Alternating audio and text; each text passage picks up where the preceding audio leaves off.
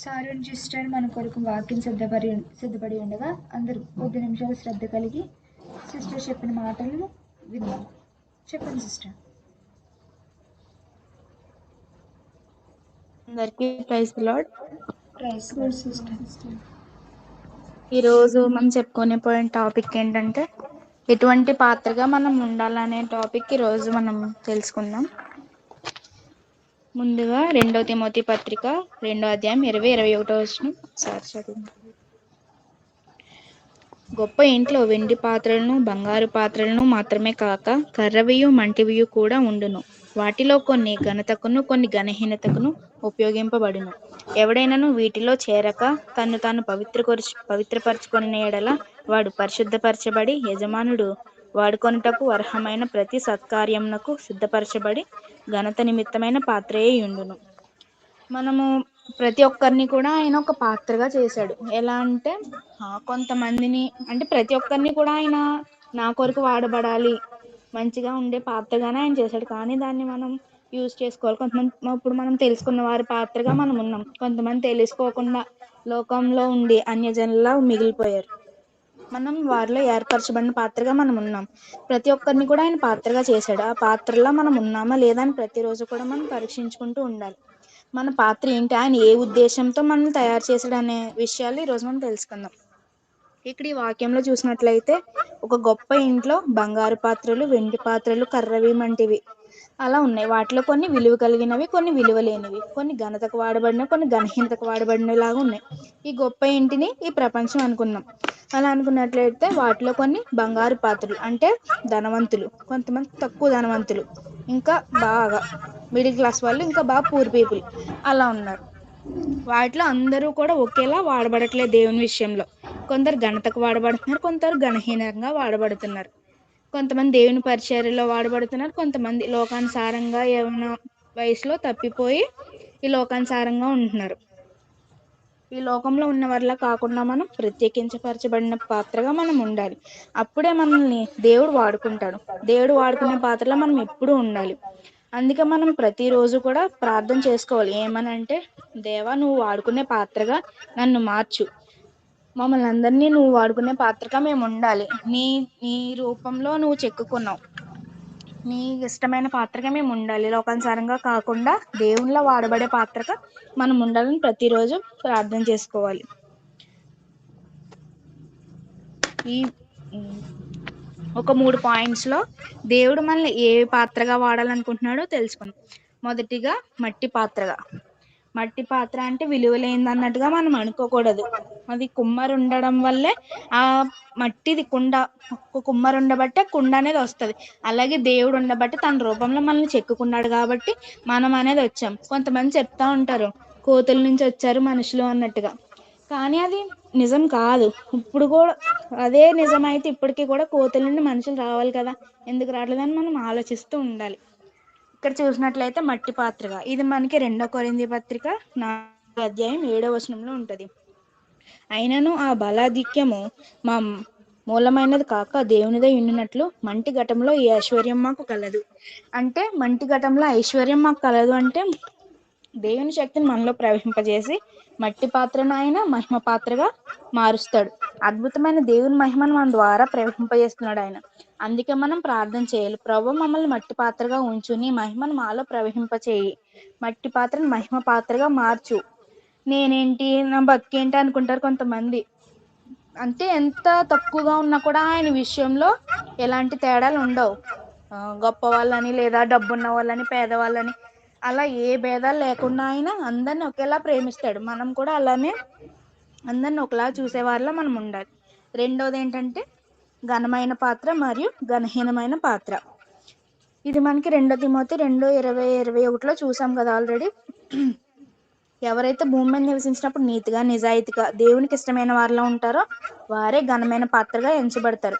ఎవరైతే భక్తిహీనంగా దేవునికి ఇష్టం లేకుండా ఈ లోకానుసారంగా ఉంటారో వారు ఘనహీనంగా ఎంచబడతారు.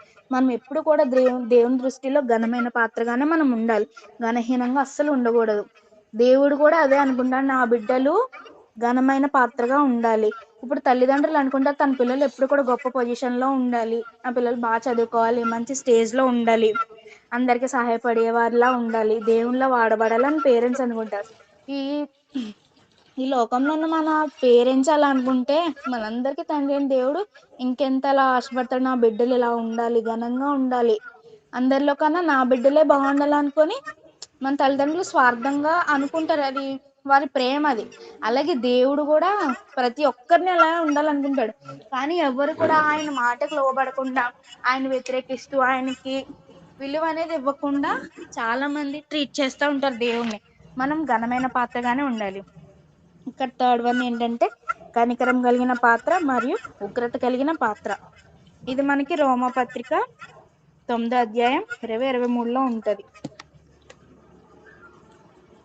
అలాగు దేవుడు తన ఉగ్రతను అగపరచుటకును తన ప్రభావంను చూపుటకును నిశ్చయించిన వాడే నాశనమునకు సిద్ధపడి ఉగ్రతాపాత్రమైన ఘటములను ఆయన బహు దీర్ఘశాంతంతో సహించనేమి, మరియు మహిమ పొందుటకు ఆయన ముందుగా సిద్ధపరిచిన కరుణాపాత్ర ఘటముల ఎడల, అనగా యూదులలో నుండి మాత్రము కాక అన్యజనములలో నుండి ఆయన పిలిచిన మన ఎడల తన మహిమైన ఐశ్వర్యం కనపరచిన ఏమి అని ఉంటది. ఇక్కడ రెండు ఉన్నాయి, ఉగ్రతా పాత్ర మరియు కరుణా పాత్ర. ఆయన ఇక్కడ ఉగ్రతా పాత్రలను కూడా బహు దీర్ఘశాంతంతో సహిస్తాడు.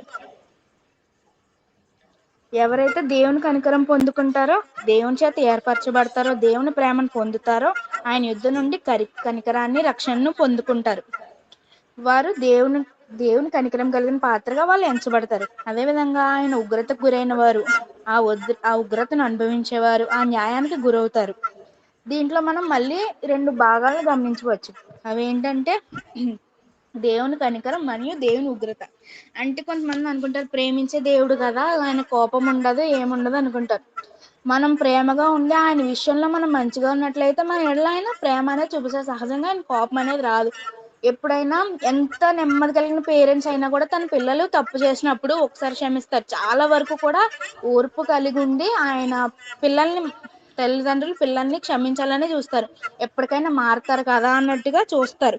కానీ పిల్లలు ఇంకా మారకుండా అలానే ఉన్నట్లయితే తల్లిదండ్రులు ఎన్నాళ్ళని సహిస్తారు? కోపం వస్తుంది. వాళ్ళు గద్దిస్తే గాని మారరు అనుకొని అప్పుడు చెప్తారు పిల్లలకు భయము, నువ్వు అలా ఉండకూడదు, ఇలా ఉండాలి, ఇలా చేయాలి, అలా చేయాలి, ఇది మంచి ఇది చెడు అని చెప్తారు. వాళ్ళు అలా చెప్పినప్పుడు దేవునికి కూడా కోపం వస్తుంది. నా బిడ్డలు ఏంటి ఇలా ఉన్నారు, వాళ్ళ కోసమే కదా నేను ఇలా చేశాను. తన ప్రాణాన్ని పణంగా అర్పించినప్పుడు ఆయనకి ఇష్టం వచ్చినట్టు మనం ఉండలేమా అన్నట్టుగా మనం క్వశ్చన్ చేసుకుంటూ ఉండాలి.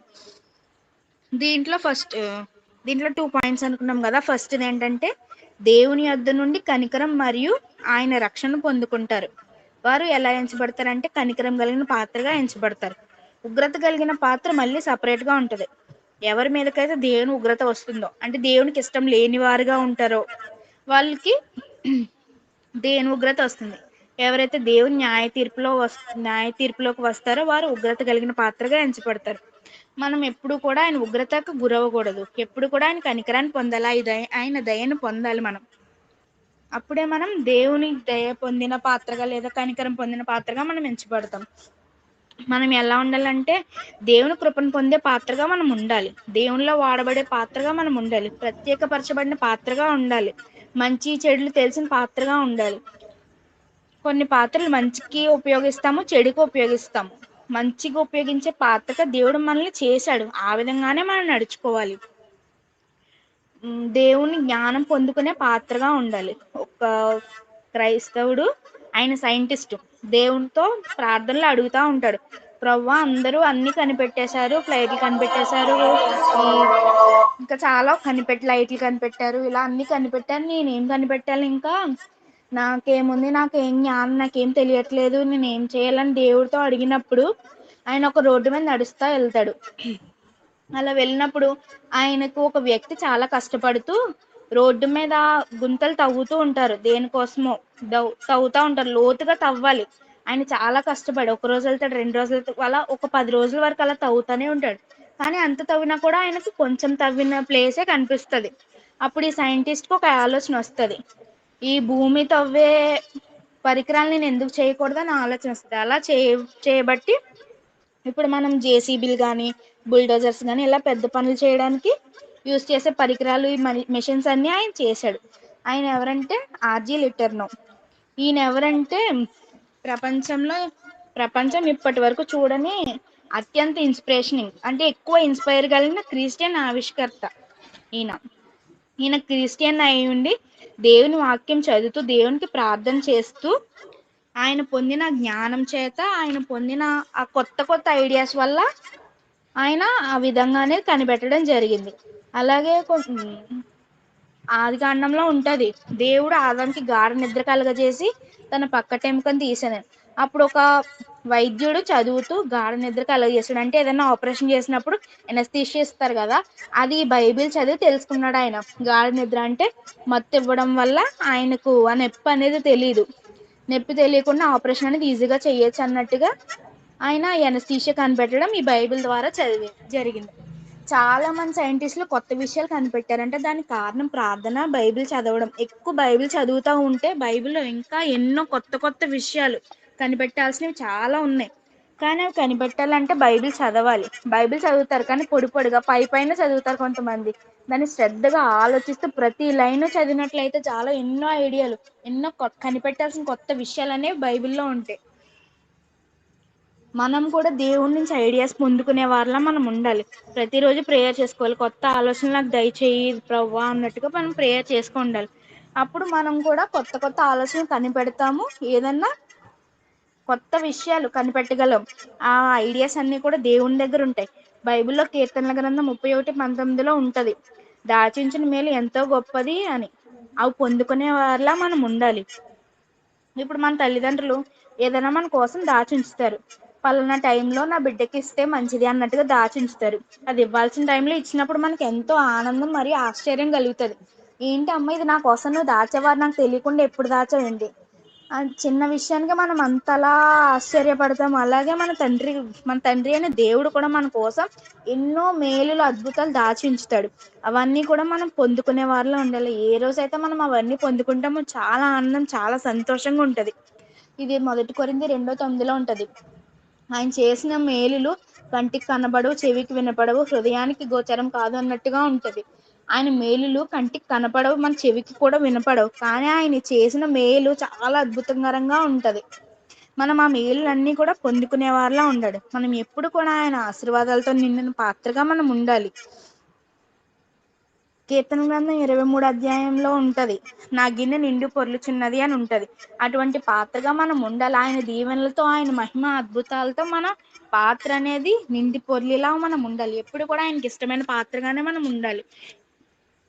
ఈ విధంగా మనం ఎటువంటి పాత్రగా ఉండాలనుకుంటున్నామో దేవుడు తెలియజేస్తాడు. మనం కూడా ప్రతిరోజు కూడా అటువంటి పాత్రగా మనం ఉండేలాగా మనం ప్రేయర్ చేసుకుందాం. ఈ కొద్ది మాటలు దేవుడు దీవించును గాక. ఆమేన్. ఆమేన్. ఎంతో చక్కటి వాక్యాన్ని అందించిన షారోన్ సిస్టర్కి అందరూ ఒకసారి ప్రైజ్ లార్డ్ చెప్దామా? Praise lord. Sister. Praise lord.